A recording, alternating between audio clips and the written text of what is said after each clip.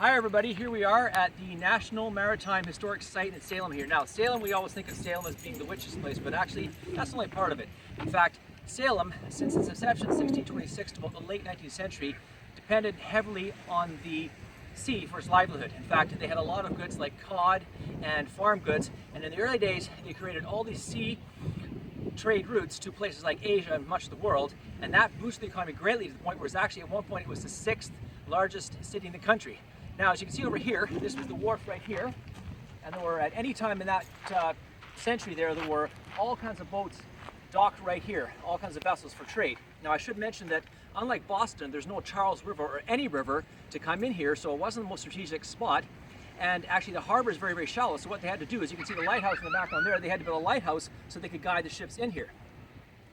Now, one other thing I should mention is that during the War of Independence, what Congress did was they legalized something called privateering. What happened was they were allowed to seize the British enemy ships, and they would seize their goods and the prisoners, but there were strict rules and regulations of how they were to seize the prisoners and handle the goods and whatnot.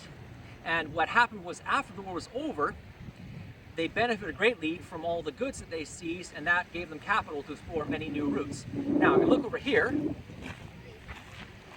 this house right here, the Pedrick House was built by Thomas Pedrick in 1770.